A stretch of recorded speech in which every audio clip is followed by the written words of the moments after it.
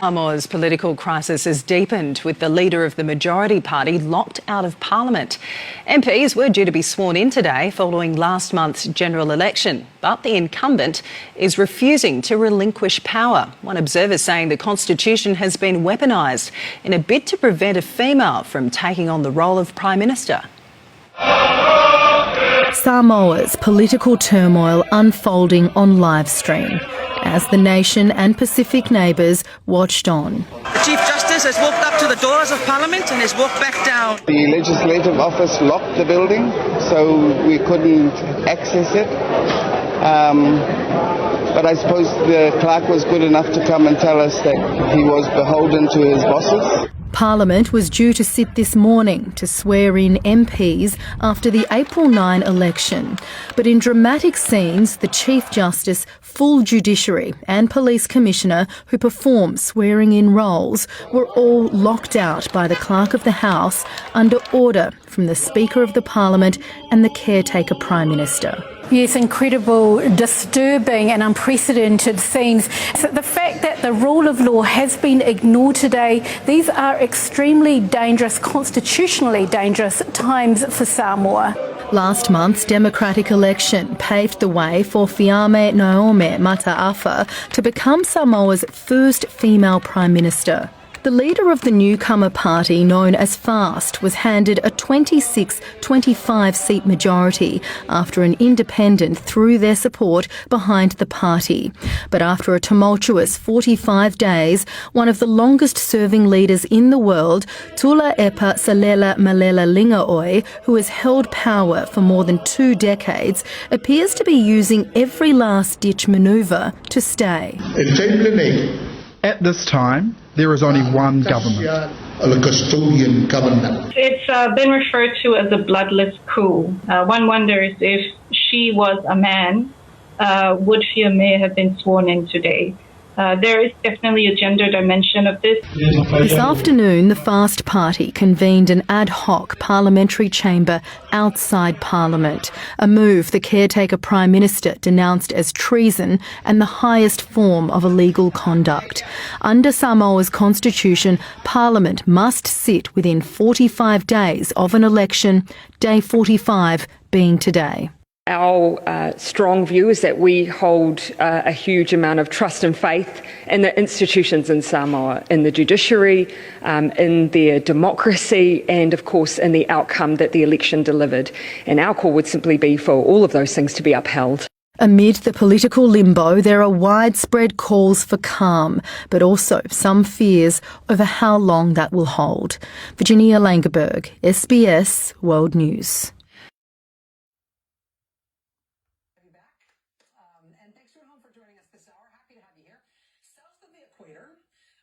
Northeast of New Zealand, sort of east-northeast from Australia, there is an American territory. It's the only inhabited American territory that is in the southern hemisphere.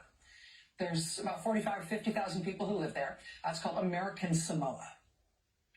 But American Samoa, that U.S. territory, is not to be confused with the nation of Samoa, which is an independent country in that same group of islands, where the American territory of American Samoa has 45,000 or 50,000 people. The nation of Samoa is much larger. About 200,000 people live there. And I know that's still small for a country, but it's a country. Samoa gained its independence from New Zealand in 1962. It was admitted to the United Nations in 1976.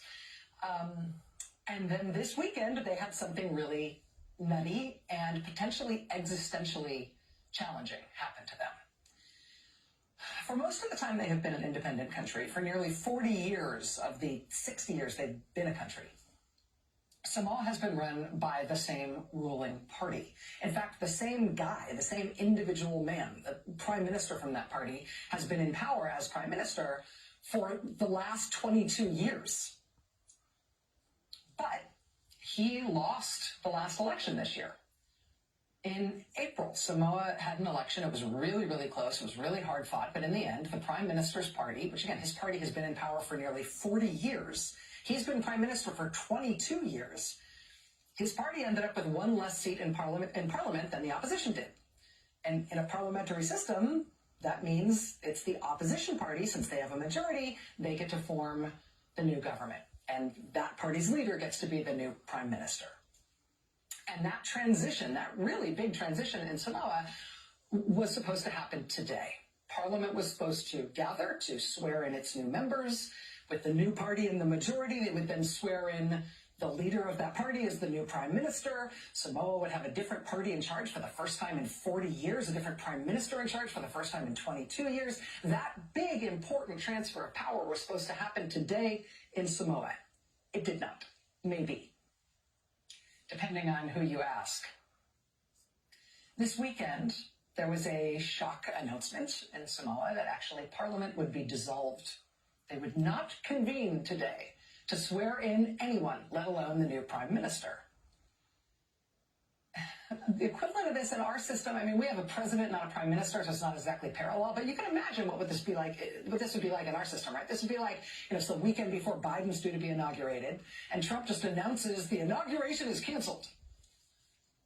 Actually, more accurately, maybe the analogy would be that Vice President Mike Pence announced that actually the Electoral College votes would not be counted on January 6th. The Congress would not be in session, would not convene that day to formalize the election results, and so there would be no formal election results, and so the inauguration is now in question.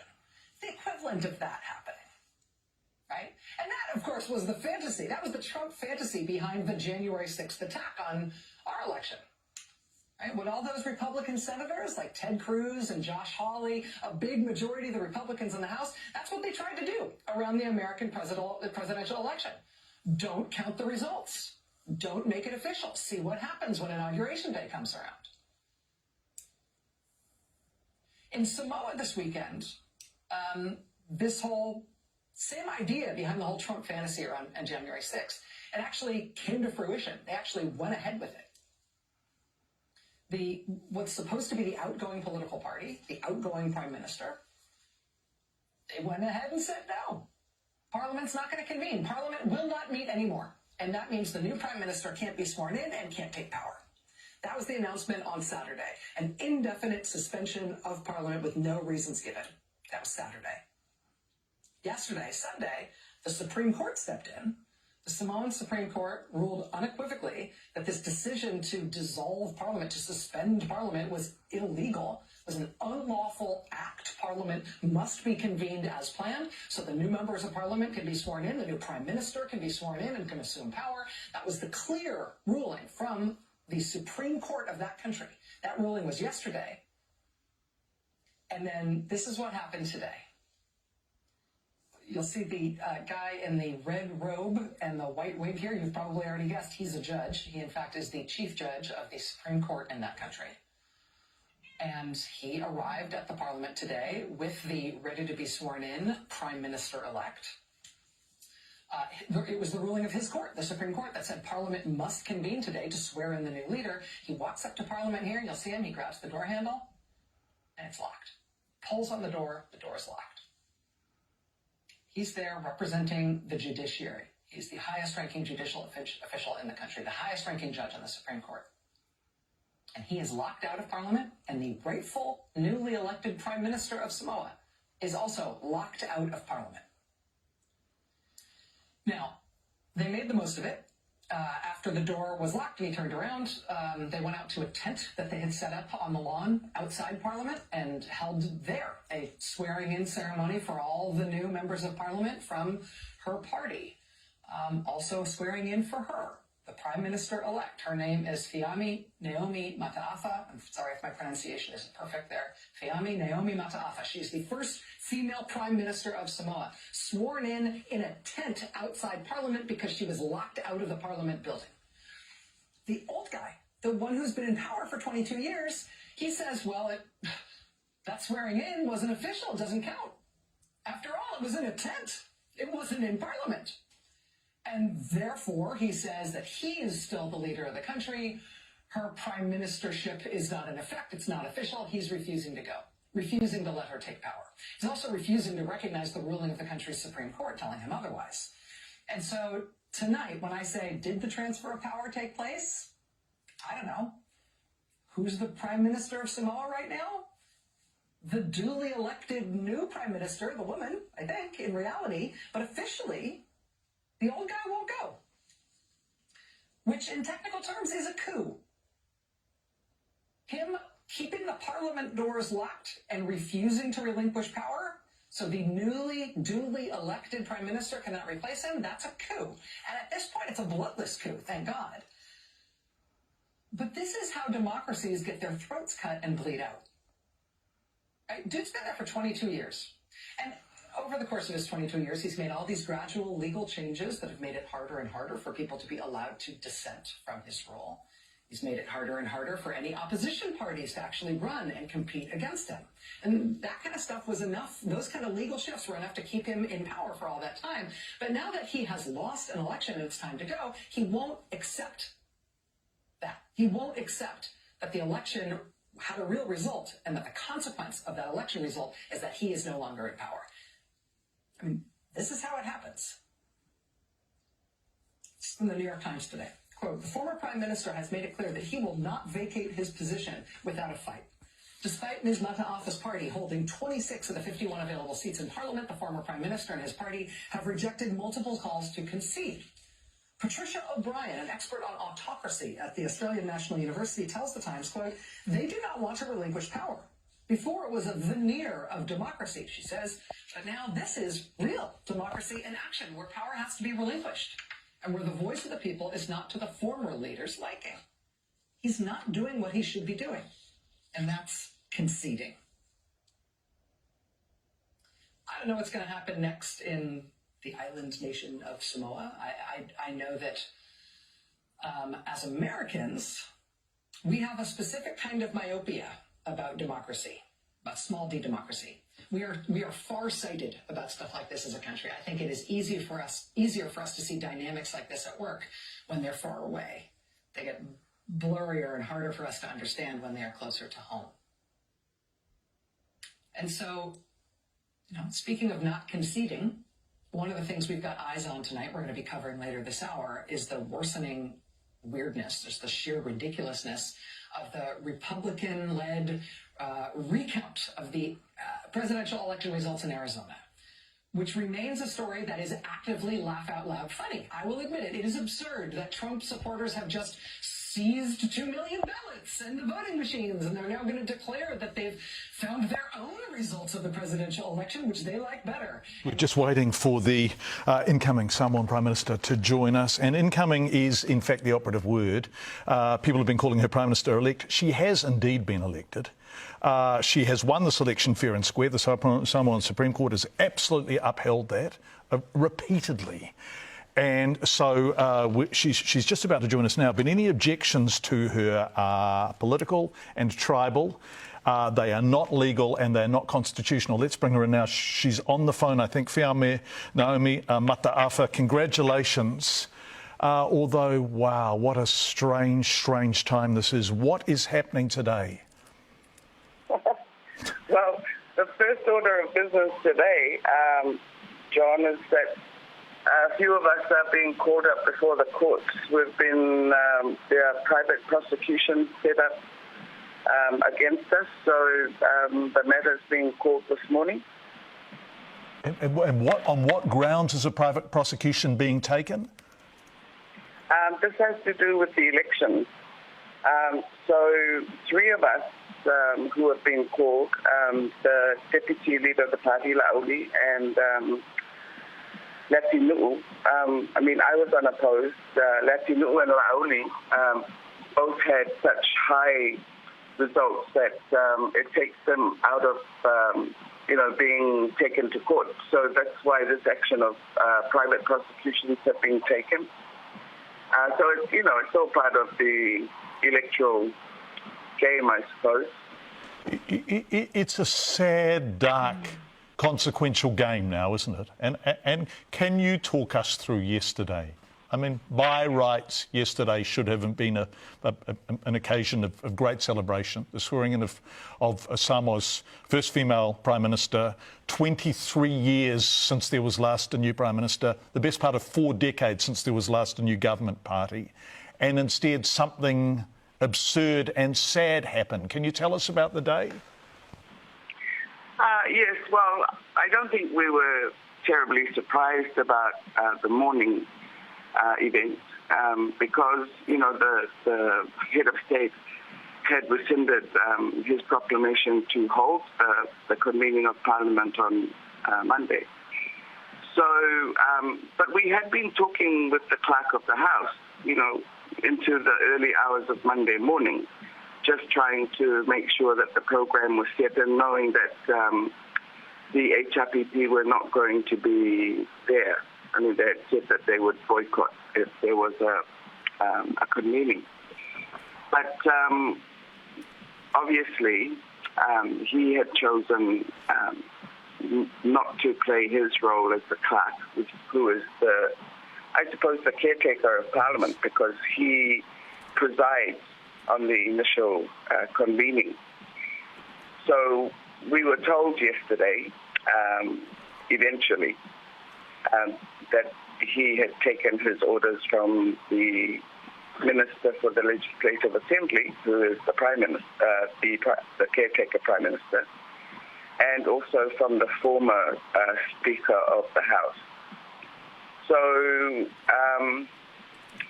we were waiting, and we wanted to make sure that, you know, it was evidence that the head of state wasn't going to turn up by the time that he was due to turn up in the program that had originally been set. And then you probably saw, John, quite an unusual happening with the judiciary, walking across from their compound onto the parliamentary compound and walking up to the doors of Parliament and shaking the door, not being able to get in. So they saw for themselves, and especially given the orders given by the court on Sunday to void the second proclamation by the head of state to cancel the convening of Parliament. So, you know, there was evidence there for the court that there was contempt for that order. So the best thing then was to say to all the people that were there that it was better to disperse and adjourn and to leave it to us, the political party, to see, you know, what other possible pathway there was for us to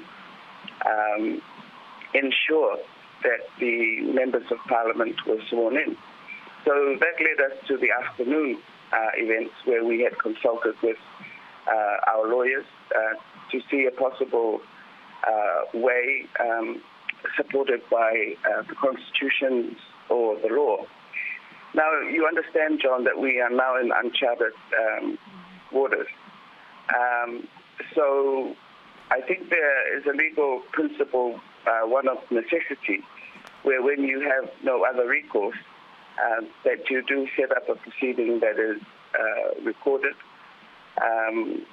So we brought in a public notary to do the swearing in initially of the Speaker, and then the Speaker took over the swearing in of members of Parliament, and then consequently the Prime Minister and Cabinet.